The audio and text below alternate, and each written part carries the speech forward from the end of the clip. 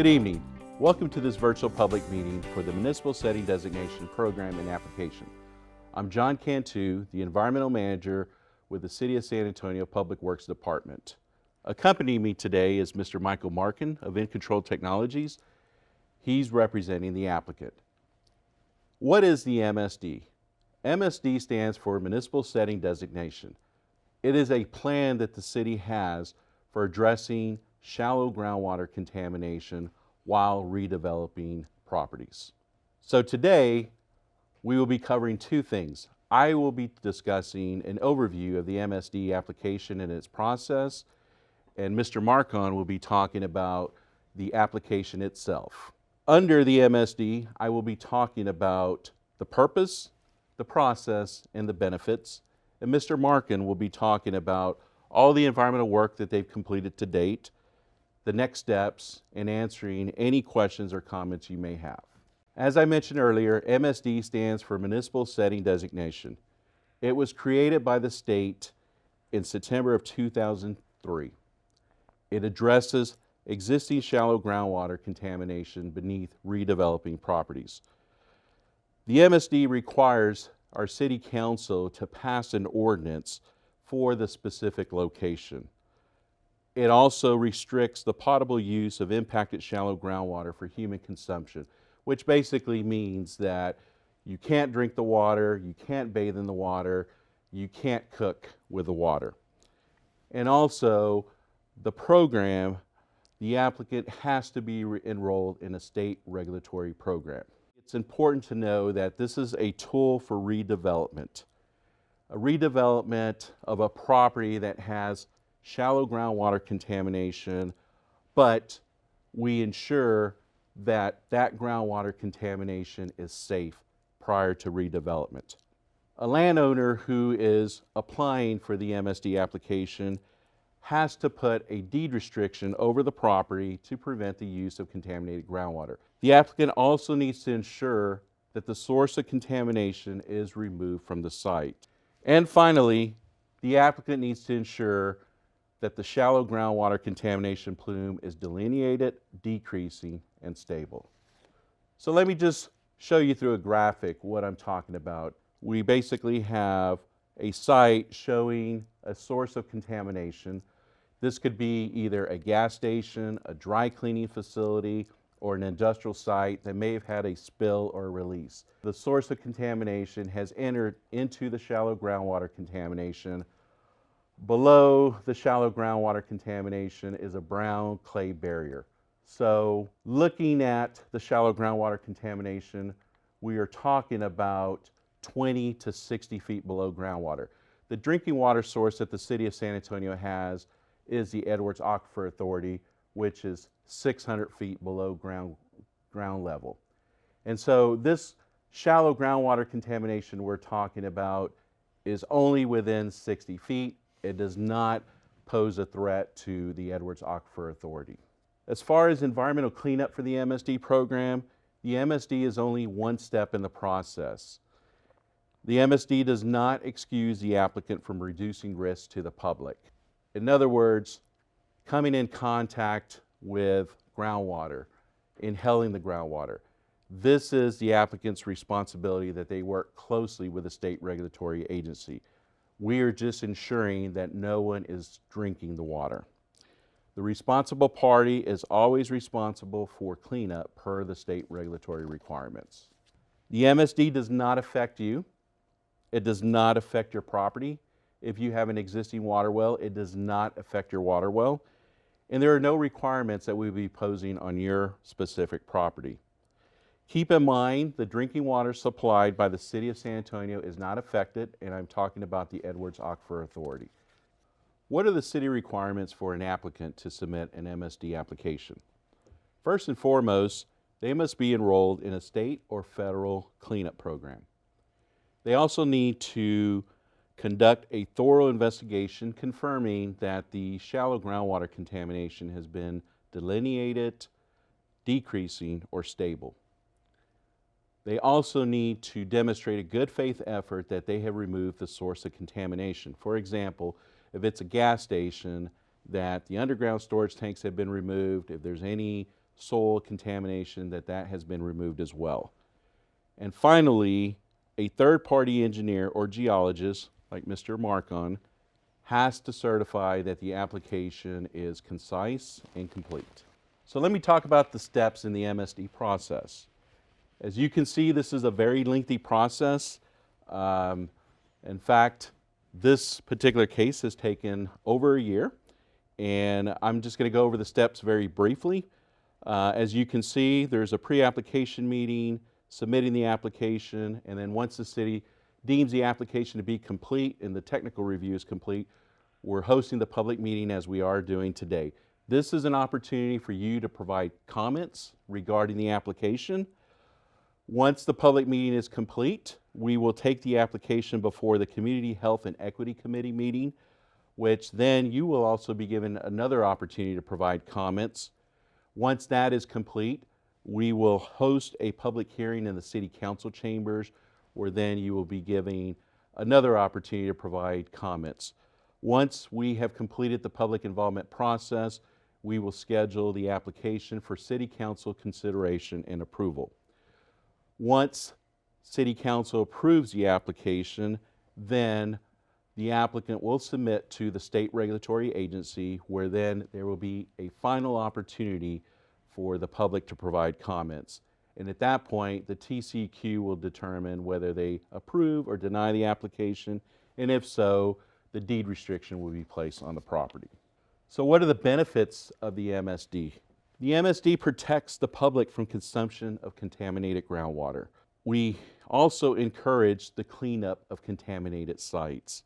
So sites that the city maybe was not aware of, we are working with the applicant to ensure that the shallow groundwater contamination is safe and ready for reuse.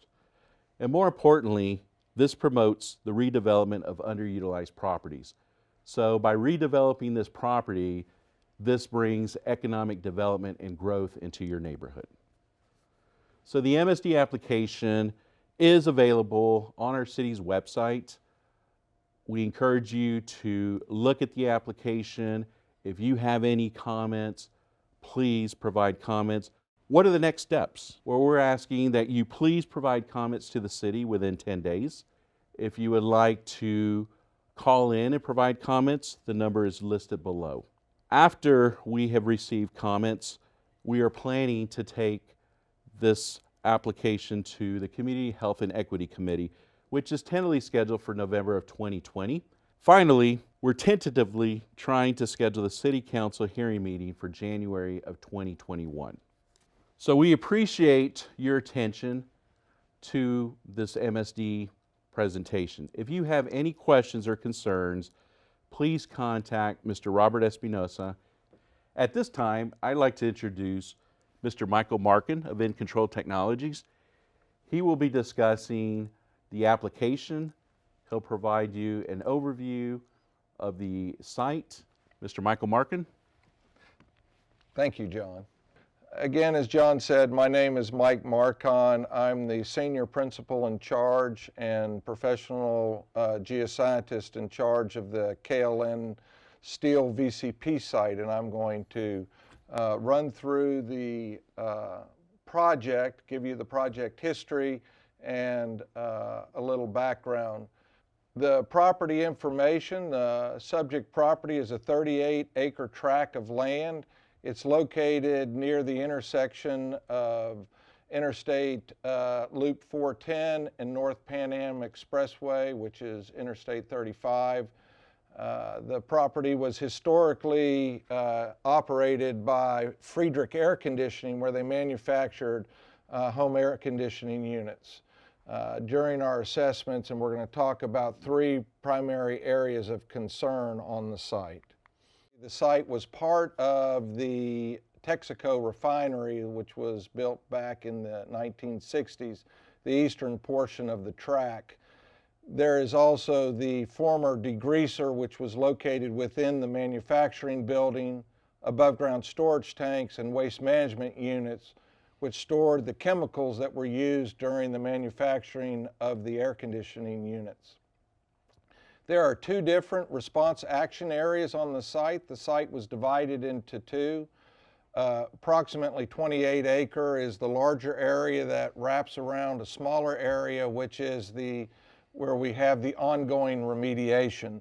And those will be the focus of discussions in the upcoming slides. Site investigations. The site was originally, went through a process, as John was telling us. The MSD is just a portion of the process. We have to go through various phases. The initial phase is the site investigation. And during the site investigation phase, we call a phase 1 ESA, identified two potential environmental conditions on the site when Friedrich was going to sell the property to KLN Steel. They identified hydraulic oil on the floor and diesel release from the former Motiva operations on the site. So they recommended a subsurface intrusive investigation, which included 8 soil borings, 4 temporary wells, and 7 permanent groundwater monitoring wells. During the investigation, they identified the presence of chlorinated solvents in the shallow soil and groundwater. In 2009, additional investigation was done through 2010. They included additional soil borings, additional groundwater monitoring wells.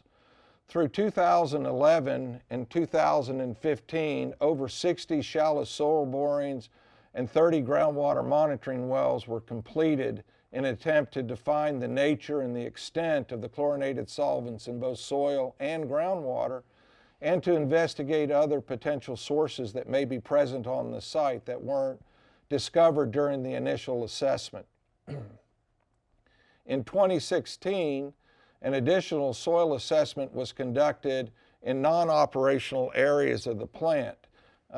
This was, again, to affirm that the clean area, the larger tract, had not been impacted by any of the historical plume. In 2016, the applicant had a party interested in purchasing that larger tract, and so this effort was done to prove that that tract was clean and could receive closure. In 2017, the applicant submitted what's called an affected property assessment report. That's the summary of all of the investigation activities that have been completed to date for what we call the clean tract or partial response action area 1. The site, not only does it have to undergo site investigations, we also have to do cleanup activities. We call those response actions. In 2015, there was what we call dense non-aqueous phase liquids. These are liquids that are naturally heavier than water. And a DNAPL or phase separated plume was identified near or adjacent to the former vapor degreaser. So an interim recovery system was installed, and at the same time an MSD application was submitted to the City of San Antonio. In 2016, a formal response action plan was submitted to the state, identifying all of the cleanup activities that would progress into the future. In 2016, there was an asbestos abatement, and the building demolition was undertaken to remove the building so we could do soil remediation. Approximately 5,400 cubic yards of soil was excavated, treated to remove the TCE, the trichloroethylene impact from the soil. We have to do two things. We have to, A, remove the source, make sure the source is eliminated, and prove that what remains is stable to decreasing. So the activities that we're talking about right now are talking about source removal. First of all, the historical operations of Friedrich Air Conditioning are no longer present. And now we're into actually taking the contaminant mass, in this case 5,400 cubic yards of soil, clean them up. In 2017, we installed an expanded DNAPL recovery system. Again, trying to get that source out of the groundwater. To date, from 2017 to today, we've removed 7,480 gallons of phase-separated DNAPL. Originally we were removing a lot. Today we're removing less than a tenth of a gallon a month to a tenth of a gallon every 2 months. So recovery is down. We've implemented enhanced recovery techniques to try to get the last little bit of DNAPL. It's continuing to operate as we continue through the process. Again, in 2017, we submitted the affected property assessment report, requested closure for the clean track, and the TCEQ issued a partial response action area closure for the large 28-acre tract, 29-acre tract. And that property was eventually sold. In 2018, now that we have the DNAPL source removed, the soil source removed, we start working on what's called the dissolved phase groundwater plume. And again, this is the second part of what John said, that we need to be able to demonstrate that the plume is stable to decreasing. In 2018, we applied for a permit to inject special chemicals, microbes, and nutrients into the ground to create what's called enhanced bioremediation. So the bioremediation actually consumes the contaminant mass that's in the groundwater. In 2018, we began the injection process. 2019 and 2020, we've done a total of 6 injections to date, 6 different events. We've injected 29,500 gallons of biotic treatment solution into the subsurface to help attenuate what's in the groundwater. A little bit on the, quickly to go through, these are some slides showing the activities. This is the soil removal. You can see one of the excavations out there. We used a chemical oxidizer to destroy the TCE in the soil, along with a lime, a quick lime, to help treat the TCE in the groundwater. The DNAPL recovery system includes 20 DNAPL recovery wells, and again, to date, we've removed approximately 7,500 gallons of product. And then the last is the injection process, and here we see the rig that's basically extends, like I like to say, a hypodermic needle into the ground to pressure inject the solutions into the ground. We put little microbes in there, and the microbes need fuel and nutrients, and then they consume the contaminant mass and convert the contaminant mass into non-hazardous chemicals.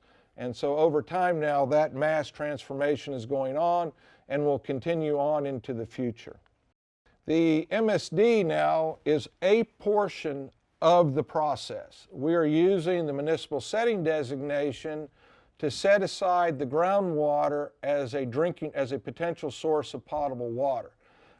To add to that, the groundwater on this site is not from a very productive zone. Groundwater in this area produces somewhere in the neighborhood of 200 to 300 gallons of water a day. That would be equivalent to flushing a toilet, and it'd take it 15 to 30 minutes to refill before you could use the toilet again. And that would be just toilets. You'd never be able to take a shower and have flushed the toilet at the same time. To give you an idea of the amount of groundwater. So setting aside the groundwater for potable use, we're not really taking away a resource. We're protecting people by not allowing this to be tied into a resource. So as we said, the affected groundwater is encountered at 15 to 20 feet below ground surface. And it's located in a Navarro shale, a Navarro clay. And the unit itself is a gravelly layer that's located within a relatively impermeable clay that's approximately 200 feet thick. Below the clay is the Navarro shale, a Taylor marl, an Austin chalk, and the Eagleford Buda limestone. These are all very thick limestone impermeable layers. And so there's about 1,000 feet of impermeable layer between the contaminated unit and the upper edge or periphery of the Edwards Aquifer. Here's a cross-section showing the area. The blue cross-section is the Edwards Aquifer, and we're at the edge of a dip where the dip in the Edward Aquifer drops. The MSD was submitted in 2015. In 2017, the city confirmed the MSD application to be administratively complete. We had to do some additional work between 2017 and 2020, which is what gets us to today. That included the groundwater response actions to help reduce contaminant mass, the DNAPL recovery as part of the source removal, and then we had to demonstrate that we had a stable plume that was decreasing over time. Right now we have VOCs. These are called volatile organic compounds. They're a very specific set is the chlorinated hydrocarbons. We also have some other volatiles like benzene and toluene that are also present in the formation, but are not the most significant of the compounds. The state has already issued closure for all of the non-chlorinated compounds that were found in water. As we said early at the beginning of the presentation, groundwater flows to the east, the topography is to the south, and it's basically directed by the gravel layer. There are spots on the site where the groundwater unit does not even exist, so it's where we have non-gravel and non-fractured limestone. These are the 4 target wells. You can see that the plumes have remained stable to recently. Now they're showing signs of decreasing concentration in response to the groundwater remediation that was done out at the site. In the MSD project, we had to notify 178 registered water wells. Under the MSD process for the state of Texas, we have to notify every water well owner within a 5-mile radius. There's 178 registered water wells that were sent a notice letter. There are 3 registered water wells within a half-mile of the site. None of these water wells are completed in the shallow zone. They're all completed at significant depths. 4 retail public utilities. These are utilities that sell water to the public. The first one is the San Antonio Water System, SAWS. They have 13 wells. All wells are greater than a half-mile outside of the plume. The city of Alamo Heights operates 3 wells. They're all greater than 3.5 miles away from the plume.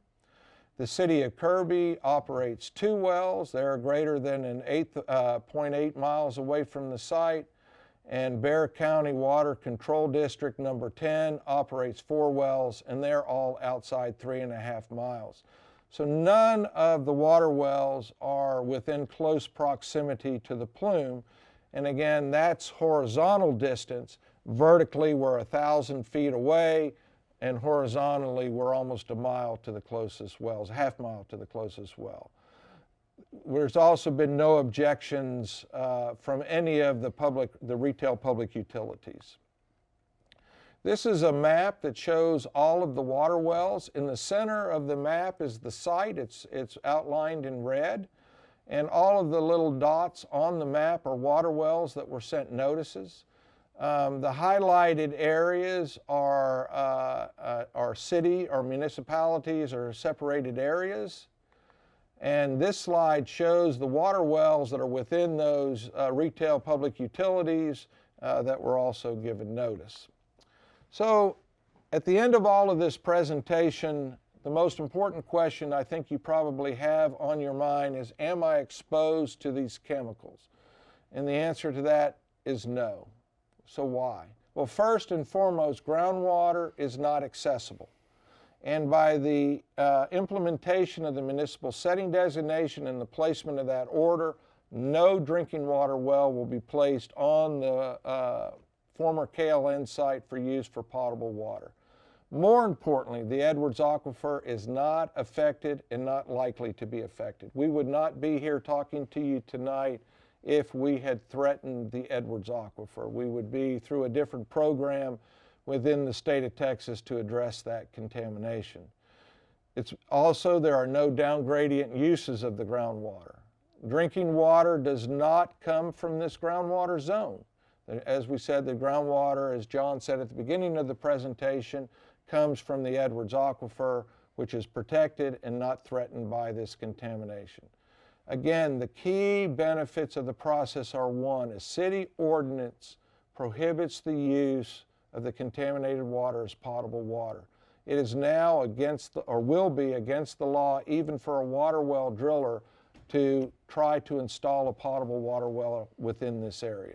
The TCEQ rules prohibit water well drillers from installing wells. Now, lastly, John talked about the benefits of the MSD also allow the property for redevelopment. The old KLN Friedrich air conditioning building, which was in extremely bad shape, was torn down and made way for new development. The site is located in an area that's zoned industrial land use, and now East Group has acquired the property and is building new warehousing structures for supply chain distribution. The remaining 9 acres, which is in the Partial Response Action Area 2, is pending closing and redevelopment based on us completing all the activities through the TCEQ, which includes acquiring the Municipal Setting Designation.